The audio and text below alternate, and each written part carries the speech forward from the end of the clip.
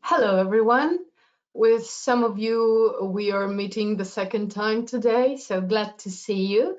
And as usual, I will ask you to put your hands up, to push the hands button on your screen. So I understand that you can see the screen, see me, and hear me properly. Okay, I've got a few hands up already. Great. So we can start. My name is Tetiana Shalepko, and I'm a Cambridge University Press ELT consultant. And today is the second webinar in the series of Learning Beyond the Coursebook webinars. And we will be talking about how to expand activities for which we have in the coursebook, so they are more communicative, more engaging for students. And you also can see on your screen the box with the questions. Unfortunately, you won't be able to see the answers and the comments of other participants, but I can see all of your answers. And I can tell you that there are more than 500 people now at this webinar. And looking at the question box, okay, I've got how do you do? That's the second time today. I'm great. I'm happy to well, to be connected to people at least somehow. Thank you very much for the comment. Nice to see you again too. Hello from Kyiv. Hello from Khmelnytsky, Odessa, Zhytomyr, Kropivnitsky, Ivano-Frankivsk, Kharkiv. Great. Okay, I think we've got loads of cities we had an hour ago. Lutsk, hello there. Korostyshev, hi, nice to see you. Kramatorsk, great to see you again. Okay, lots of cities represented here. It's great that that's the end of the week and you are still eager to learn something new and to, well, listen to me. So our topic this time is Learning Beyond the Coursebook in a Teenage Classroom. And before we start, I will tell you what we're going to discuss. Why do we need a coursebook? Short, same as it was at the previous webinar, but we will also discuss what is specific for teenagers and some activities to extend the material you have in the coursebook. And again, about the certificates, you will receive your certificates within a few days after this webinar in the thank you letter, so check the junk mailbox as well, it might get there. Oh, we've got more people joining the webinar, so great to see you all here. Fine. And the first thing I want to start with is you can see the picture and it's written there, choices. And here at the bottom, you can see an arrow going. So what we're going to do is to talk about choices today. And every day we make some simple choices, like this one at the picture, to drink tea or to drink coffee, to wake up or early with an alarm clock, or to sleep a little bit more. In our life, we make everyday choices, but at the same time, we make choices like what to do, which hobby to choose, whether to, and at the same time, there are bigger choices, like some might call them existential ones, to be or not to be, something like that. And today, we are talking about choices which are more appropriate for us as the teachers. So which book to choose, what to look at, and how we can consider the book as the starting point. And my first question will be, what is the first thing you look at while choosing the course book? I will start the poll, and you can choose some of the some answers, not only one, but you've got the multiple choice. You can see here grammar and lexics, length of the texts, live competencies, design, and exam preparation. So these are the same things to consider while you're choosing the course book.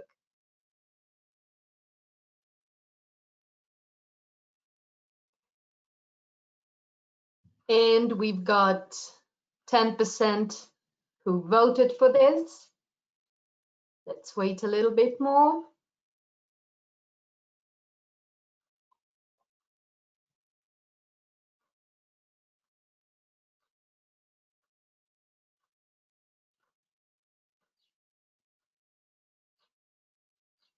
And I will remind you that you can choose not only one answer, but some of them.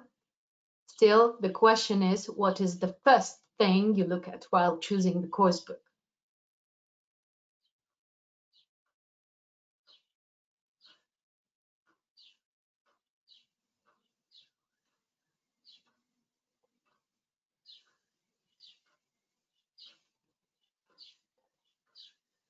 All right, we now have more than a half of participants who voted for this, so I'm closing the poll in 3 seconds.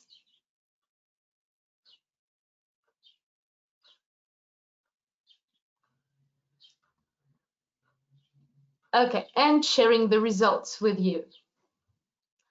Grammar and Lexis is on the top place. Then we have live competencies, then exam preparation, design, and the last one, length of the text. Of course, I can't say that these are like main categories or something, but this poll allows only five multiple choice answers, so I couldn't include more.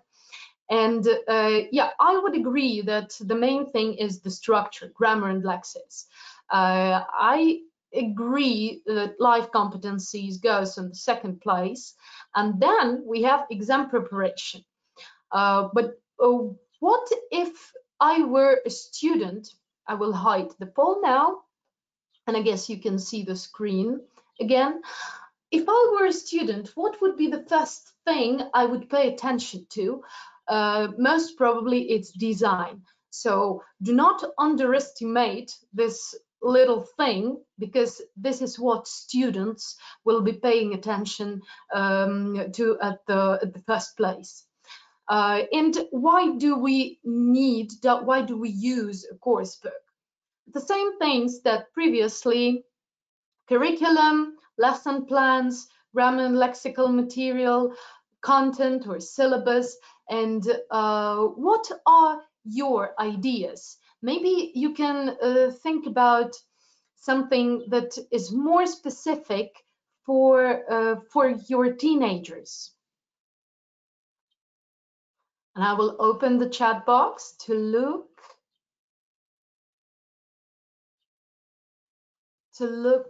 at your answers.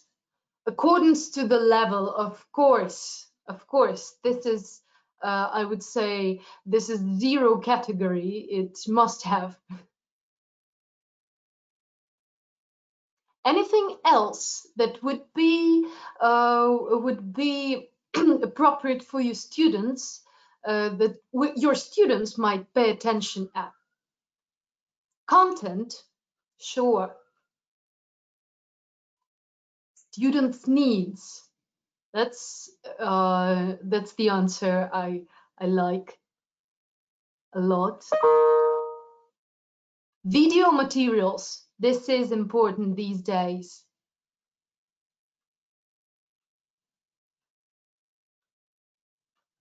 Any other ideas that are not on the screen? Relevance to the day, yeah, I agree. They should be up to date. They should contain materials that are relevant for today's teenagers. That's very, very important. Modern texts, right. Online resources, great, thank you.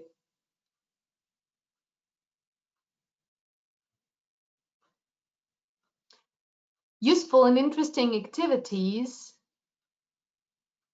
interesting topics, picking ideas, development of the skills, accordance to the level, content, curriculum, teachers back, yes, being selfish, teachers resources, interactive activities, songs, audio materials.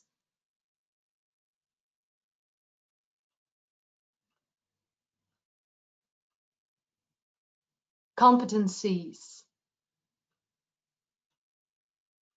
Okay. I will add this thing, emotional development and life competencies.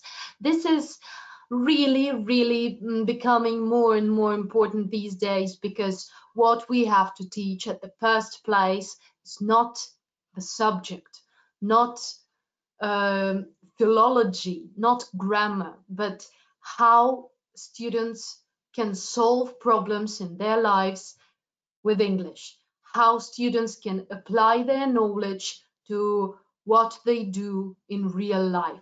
This is the most important thing to teach, how to think critically, how to think creatively, how to work with others, and how to be socially responsible. So life competencies and emotional development, these are the things that are really important for teenagers. And again, remember that any course book is the starting point for activities that you can develop for your lessons and for your students according to the needs of the students. And we will look at an example taken from Prepare Second Edition, Level 4, which is the first part of B1 level. There are 2 books for 1 level, so Level 4 is B1 and Level 5 is B1, but the end of B1 and examination level. So we will be looking at this Level 4, and we will look at a reading task at the page 81. And here you can see that the topic is on screen, so connected to TV, films, talking about shows and things like that. Grammar here is relative clauses. And we are looking at exercise 1. So exercise 1 is not reading the text at once, but discuss how you think people can get their first role in a film. Can we really start the lesson with that? Can we all of a sudden ask students, so how do you get the first role in a film? That would be out of nowhere. So we can start a discussion and start the lesson with more personalized things. I love this 1-minute talk activities, and later on I will tell you what it is. You can use pictures with celebrities and films. If you have a possibility of showing a presentation, you can just put some pictures of celebrities and some shots from a film and ask students to match and then check it. And it should be really something that students are watching these days. So you can make a research before, talk to them about it at the previous lesson, and then make a little quiz out of films. Maybe include some of the classical films that students might not know about, but include it and tell them about it. And it can take like 4 minutes of the lesson at the beginning. You can start with a persuasive communication or brainstorming. For example, the topic can be films versus TV shows, and students can brainstorm what's good about films, what's good about TV shows, or what's good about going to the cinema, or what's good about watching films at home. You can do it dividing the class into 2 halves and making groups of 3, for example, or 4. And each group is discussing, in the first half, is discussing what's good about films, and another group is discussing what's good about TV shows. Then you can ask students to present their ideas and then move to the task 1 in the course book. So we start with some brainstorming or warm-up, if we talk more generally, and any brainstorming has the rules. So main rules of brainstorming is that they need to voice their ideas very briefly. There should be very strict time limit and roles in the teams. There should be definitely a timekeeper, a person who is watching. Okay, so we've got 1 minute left for the brainstorming. We've got 30 seconds left, and so on. And no criticism. By no criticism, what I mean is you are not checking their language here at all, because this is brainstorming time for ideas, for complete creative flow of their thoughts. And we are not checking language here, we are not correcting mistakes here. And on the other hand, no criticism means that any idea in the group is possible. And the person who is the writer in the group, a person who is putting the ideas down, should put all of them down. Doesn't matter if we think this idea is not appropriate, doesn't work, won't work. We don't think about it. We only put down all of the ideas. Later on, we can filter half of them and leave only the ones that are really interesting for the group. So at the level of brainstorming, time limit, you might give students 2 or 3 minutes to brainstorm as many ideas as possible, and you can have a sandwich or a sand clock or an alarm clock, so students know that their time is limited and the person who is responsible for time in the group is following it. And how you organize it. Team 1 is talking about, for example, benefits of being in a film. Team 2 is talking about drawbacks of being in a film. So this is what we do before we start the task 1. And you remember the task 1 was how to get the first role in the film. This is before we go to the task 1, but already work with the text a little bit. And after you divided the class into 2 halves, for example, we have group of 4 students from team 1 and group of 4 students in team 2. If you have 30 students, 15 and 15 accordingly.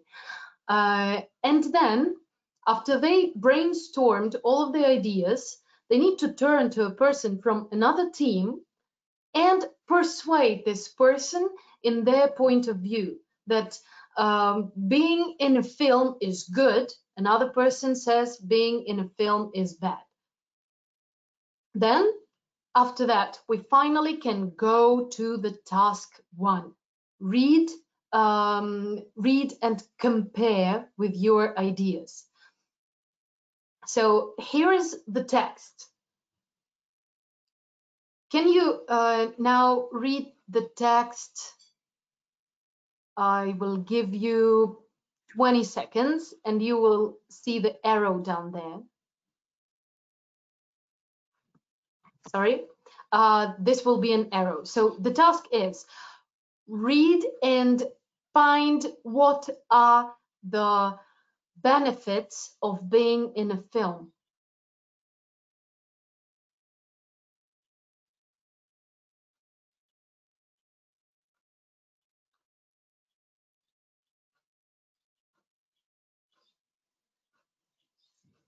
All right, now I will ask you to put down in the chat maybe one idea which you saw in the text. If you saw more ideas, please put them down in the chat.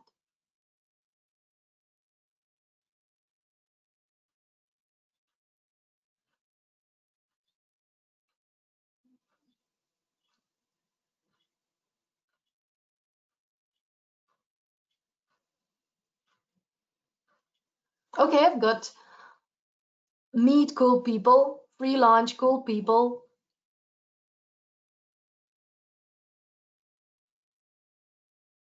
Anyone can be an extra, great.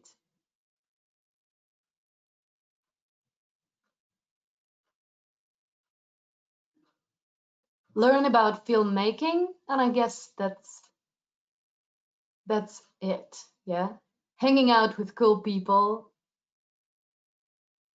being in a film. Okay, great, thank you very much. So at this point, it is important that students can reconcile what is their idea and what they've seen in the text. If we come back here, we wouldn't see anything about being a star or anything about being famous or being a celebrity. What we'll see is support local director, learn about filmmaking, free lunches, great lunches, and meeting cool people.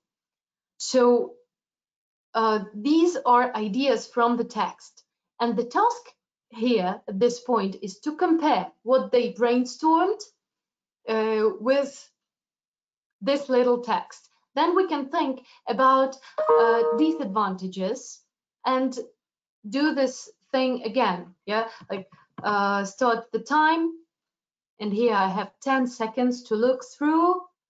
We are looking through, and most probably you've already seen that the drawback is that extras often don't get paid. So this can be a drawback, and actually it's not that big money being in the film, especially at the beginning of the career. So this can be a drawback and something we should be ready for. And then again, students can compare it with their own ideas. So it's important to do this pre-reading before you actually go to the text. More important than reading itself, because when students have this background experience or background thinking for what they for which they will be looking, have background thoughts with which they are ready to dive into this text. Okay, now we go to exercise 2, which is what are the 3 ways to get into a film? So what I showed you was the beginning of the text. Now we're going to the main body of the text. So before we go to the main body of the text, we still can brainstorm in pairs or groups ideas. What are the ways to get into a film? At this point, we ask students to close their books. Most probably they've seen already something in the text, but we ask them to brainstorm. Maybe open classroom, like what do you think? Please type in the chat. How to get into a film?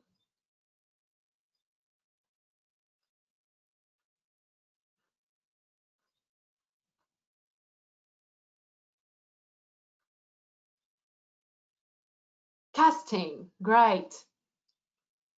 Thank you, Olga.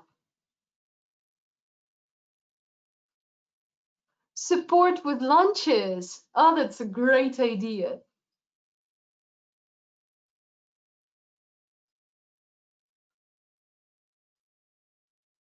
Casting. Find vacancies on the net. Make a video and put it in the TikTok. Oh, great. Pay some money to the directors. Oh, that doesn't work like that.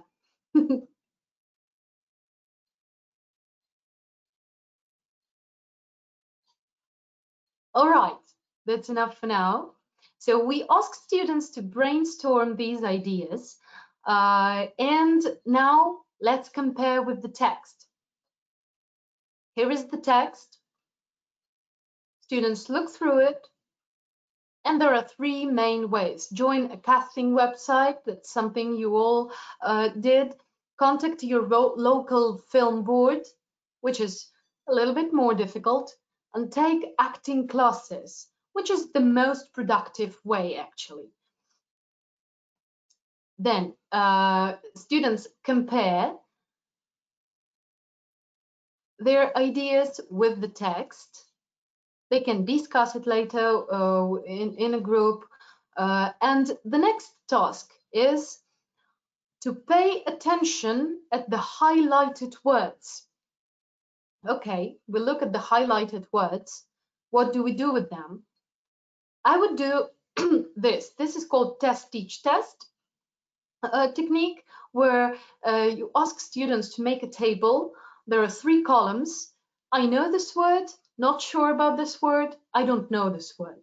And they put the words they know out of the highlighted into the first column, not sure. Second column, I don't know these words, not only the highlighted ones, but some of the words they meet in the text and they really don't know them.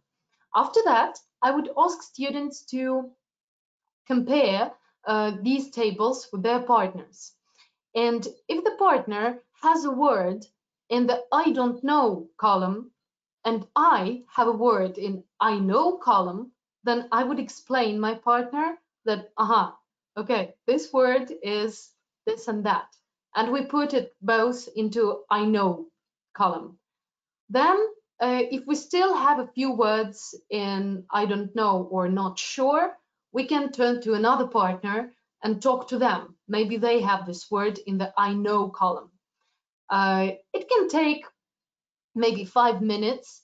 And then if anybody has a word in I don't know column, then we discuss it open classroom. In this case, you definitely reduce the teacher talking time, and you encourage collaboration and learning to learn competency.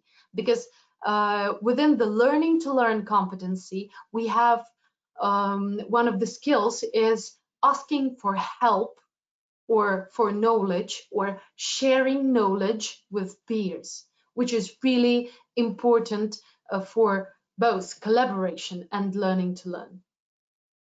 After we found out all the words, check them in the context, we go to exercise 3 and complete exercise 3, compare with the partner, check with the teacher as usual, and what we can do then. So these words just don't disappear in vain. 1 minute talk, the one I was mentioning at the beginning of the webinar. At this 1 minute talk, we ask students to put the words on the cards. Maybe if you have the board with where you can show the presentation, you can have them there, but it's easier with the cards. So we ask students to write one word on one card. You can use waste paper for that, or maybe sticky notes if you can, but I always use the waste paper from the exercise books, which are already not the ones we can use. So there was a lot of waste paper in the school. So yeah, we asked students to put one word from the highlighted ones on one card and choose the way from the text. So we got these 3 ways: join a casting website, contact local film board, take acting classes. They choose one of their ways, which way they would do, and they start talking about it, but you limit the time. You can, one student in the group who is, for example, a timekeeper, follows the time here, like one person can talk only 1 minute about one way, but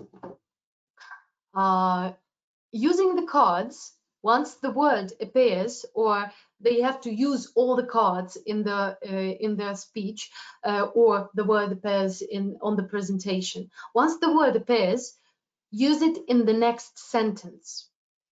And here we go. For example, I choose the topic attending acting classes for to get into films. So I start with just talking, and I need to finish in 1 minute. The best way is to get into a film is to appear at the acting classes, and in this moment there is a teacher who can support you, who will teach you acting and maybe show you the ways, so somebody can hire you from there with the help of the teacher. Okay, and of course, there are different people in charge of casting processes, and the acting teacher can be the one who is in charge of that too. So, okay, you can get a part in a film if you attend acting classes, but I want to give you a warning that acting classes require a lot of work, not only fun. Something like this. I was improvising on that, and students can improvise on that too, but what they have to do is to use all of these words in their 1 minute talk on the way they've chosen. In this case, you raise the urgency of the task if you have this specific time limit, and of course your classroom management doesn't suffer from long discussions, and students activate their thinking much stronger, activate their creative thinking, and on food, thinking on food, we call it. After that, we move to exercise 4, which is a list of questions. And to tell you the truth, when I was studying English at school, I hated those questions because they're so obvious. You read the text and you have to answer the question according to some sentence in the text. So what we can do to make students more interested? Question 1, how did Cameron appear in a film? I come back to the text, I read, but when I answer this question, when I find it in the text, I might add an ending. And your task is to give a list of transitions to endings. For example, how did Cameron appear in the film? I answer that according to the text, but then I add, and I think, and the student has to continue this answer with his own thoughts. What do extras do?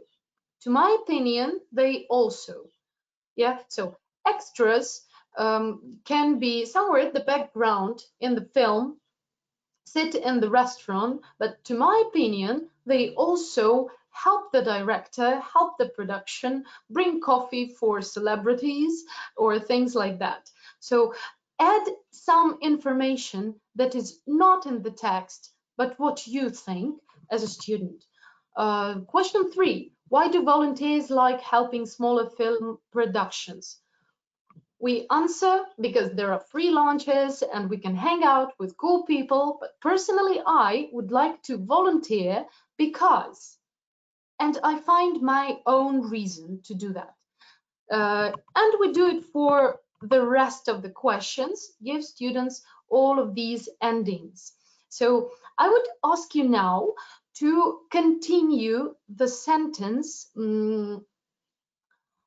Why should you take acting classes? Not to continue the sentence, but find a transition to the answer the students might have for this question.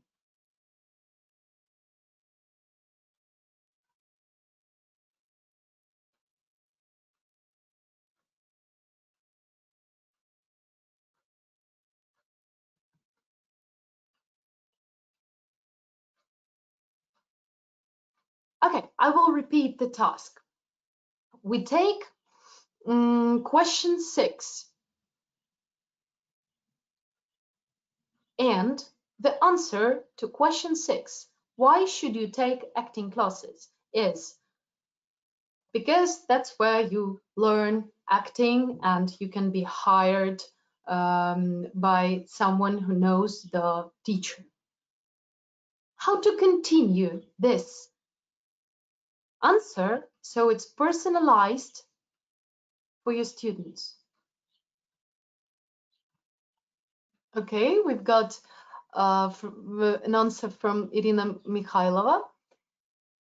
And I'd attend acting classes, I guess, to be because. And I would like to take them since.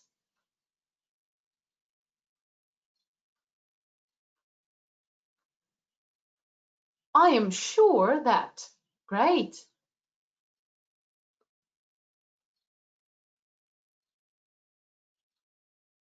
Because I'd like to make a lot of, you don't continue, you let students continue, you just create a transition.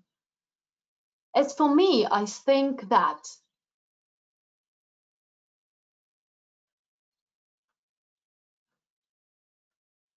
it's a good idea to take acting classes because they can help me. And I have never attended. Might be, but think about different open-ended possibilities for your transition. If I were asked to, I would. I suppose it can help me. Great.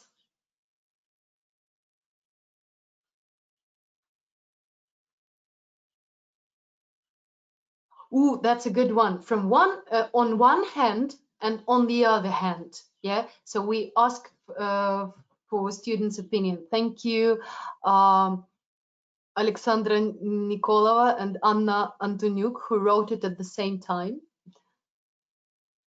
However, I have a different opinion. Great. In my city, there are, and then we can talk about possibilities. We can also ask students to talk about online possibilities of acting classes or things like that.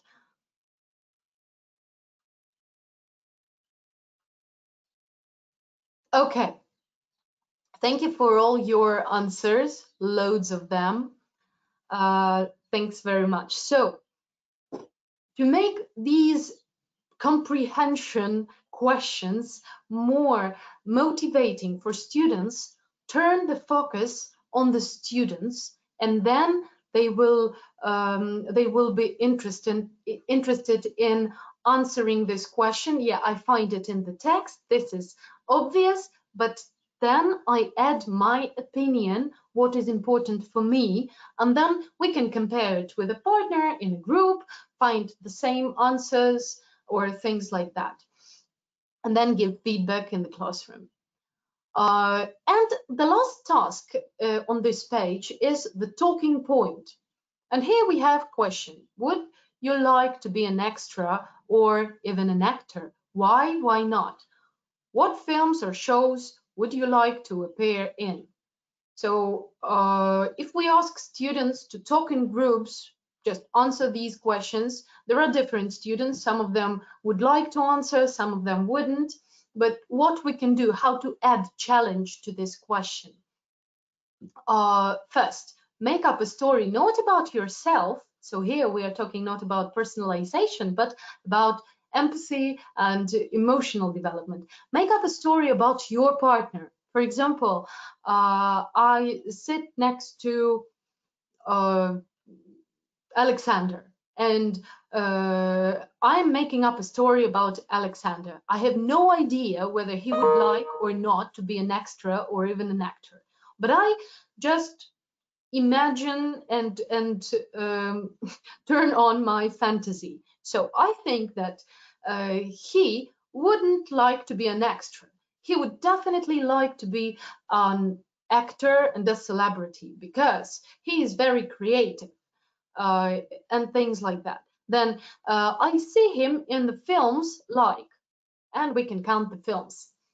After I finish this thinking, I can note my ideas, and then I turn to my partner and I talk about my assumptions and check whether he agrees or doesn't. And in this case, I am interested in telling what I think about the person, how I see this person, and he is interested in listening to me actively, so he understands what other people think about me. And in this case, of course, we cannot all of a sudden start this exercise. It should be not exercise, but the task. It should be something that we develop throughout the whole process of learning. Empathy to other people and emotional elements to that. So we don't offend somebody, and we are really thinking about it. And this kind of tasks can develop their emotional intelligence. And you remember I started with this little talk about choices. So this is also an exercise I do with my students. And I take pictures, I show the picture, and they have to talk about anything they associate with this picture, but they have the time limit. For example, here I have 10 seconds for one picture, and they need to say whatever comes to their mind according to this picture. And you can have a list of pictures, show them, and another, or continue it in the classroom, and this can be connected to films. Another activity for the talking point is new choice activity. So we've got the same topic. What would you like to be? Would you like to be an extra or an actor? Why not? What films or shows would you like to appear in? I start talking about this on this topic non-stop, but anybody in my group can say new choice, and then I have to turn my talk into some other direction. For example, I would like to be an extra in a film because I'm interested in the process, how it looks from the inside. And I would like to work with director of the film. Somebody says, new choice. I have to change my last sentence. I'd like to work with the producer of the film. Somebody says, new choice. I'd like to work with the cinematographer. Okay, they are satisfied. I continue. But now my story turns into the completely different direction. And with the cinematographer, I would like to learn how to make good shots and what is the difference between different cameras, new choice, between different programs for filmmaking, and so on. So in this case, again, students will be listening to each other and would be challenging each other at the same time. So once someone says new choice, change your sentence or word or the whole direction of the story. There are also other improvisation tasks that can be helpful. For example, there is fortunately, unfortunately, and I mentioned this one many times at webinars and seminars. It's actually my favorite task because it always works. If there is anybody who doesn't know about it, there is one person who starts every sentence with fortunately, and another person, work in pairs, another person starts every word with every sentence with unfortunately. For example, fortunately, I am not interested in acting career. Another one says, unfortunately, this is not good for you because you could be a celebrity, you have the talent. Fortunately, I've already made my choice in my profession. Unfortunately, and so on. So you can use this activity so students have already their directions of the talk and they know in which key they're going to work. Use the word in the sentence. This is something we also mentioned with the cards. So students have the lexical material from this topic or from the previous topic, and they have to use it in the sentence they are saying. Or it can be one word at a time. So there might be three people, and they have to build the whole talk saying only one word at a time. One person says I, another person says would, another person says like, and one by one they are trying to create this story so it works for all of them. And I would like to also mention the idea of Egbert, who says that tasks can lead to flow or immersion if they fulfill the following conditions. There is a balance between challenge and skills. The student's attention is focused on the task. The students find the task interesting and authentic, and the student perceives a sense of control. By sense of control in these tasks, we had time limit and very strict rules. But it's all not about the language. So attention is focused on the tasks. On the task means that the focus is not on the grammar, not on the new vocabulary, but on the completing the task, on the winning the game, on the meeting the deadline and things like that. So in this case, students learn problem solving and they use the language as an instrument, but not the subject of learning. Also, I would like to tell you that there are loads of interesting tasks in Cambridge at the Cambridge Online Dictionary website. There are word of the day, ready-made quizzes, phrasal verbs, and really great ideas for your lessons, especially these days for remote lessons. You can find all of these at cambridge.org on Supporting Every Teacher website.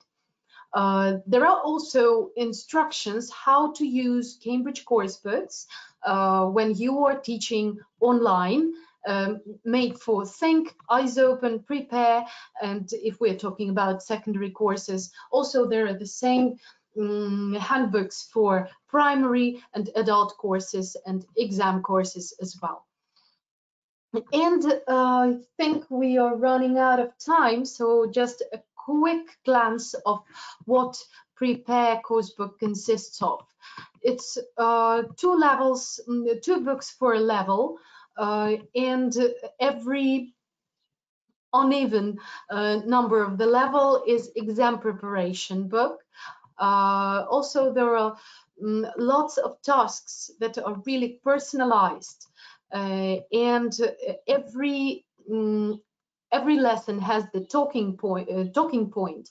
Each topic provides the appropriate for the level grammar and vocabulary, and it's extended from the course book. It's extended to worksheets that you can find in the teacher's resource pack.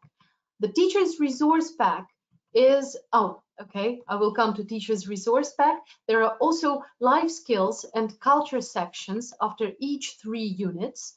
And coming back to teacher's resource pack, there is teacher's book with lesson plans and pages from the student's book, but also it has the code that lets you into an e-source library.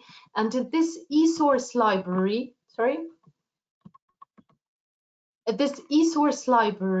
you can download all the audio, video materials, worksheets for grammar, vocabulary, literature, exam practice tests, other ready-made resources for the lessons for each unit, and tests for each unit, and audio from the workbook as well, all in one online, all in one place, which is online, and you don't have to carry around different books. So there is what you need actually for the lessons as the teacher is just the teacher's book. The rest you have online, and even the pages from the students' books are in the teacher's book.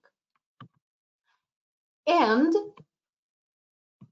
there is a special proposal from the linguist company, which is the Prepare Students and Workbook plus companion for Ukraine with the topics that are required by the Ministry of Education and Science of Ukraine, which goes for free with each set of the books. We also have exam preparation courses like Compact and Complete if Prepare is not enough for you. And you also mentioned about online resources for students. There is a possibility to get Prepare Students Book with online workbook, and then in this case you don't need to check all the papers, all the pages in the workbook, but the system does it for you. Do you have any questions for now? And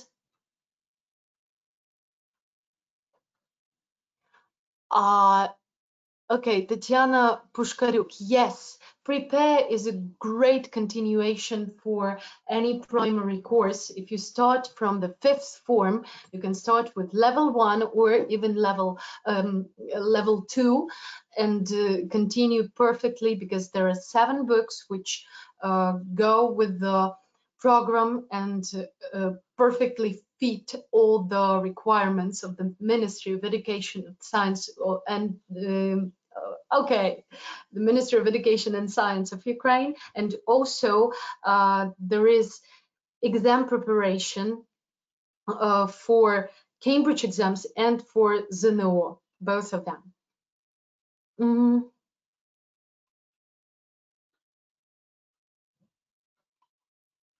Okay.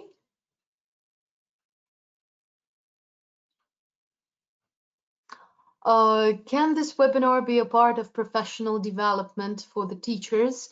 Yes, but you have to negotiate it with your administration.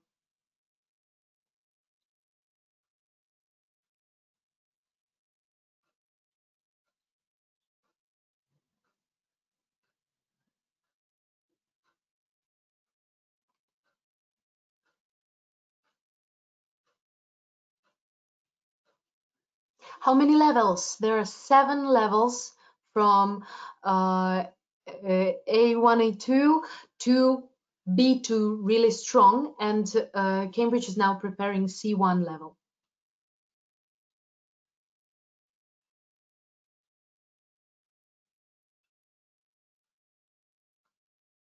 Okay, thank you very much, Alexandra, for extraordinary.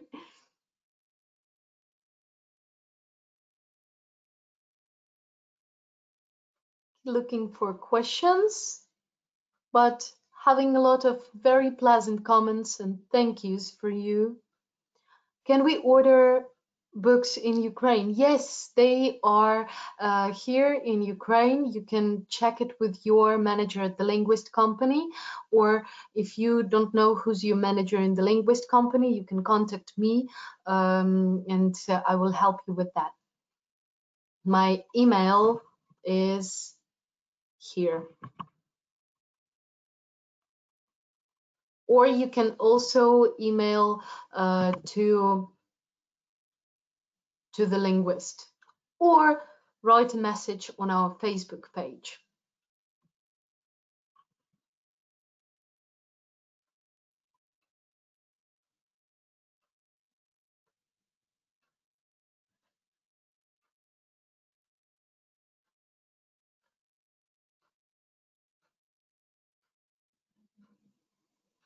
Okay, question about Quick Minds 1. How and where can I do it? Need help? You can email me, and I'm coming back to my email address. Email me here, or text to our page here, Facebook Linguist, or it can be Facebook.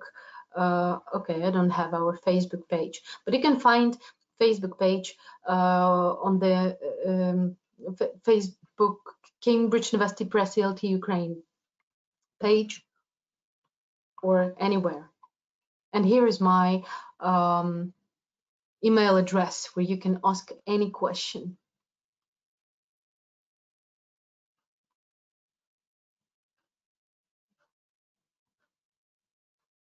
Okay. Lots of thank yous. Thank you for attending this webinar. And I guess this is the end of the webinar now. If you have any further questions, send them to my email address, or direct them to the linguist. Here's info.linguist.ua. And you can also consider some training events from our Training Linguist Center, and there you can get those certificates you need with all the numbers that you need, so they are accepted anywhere. Thank you very much, and see you at the next webinars.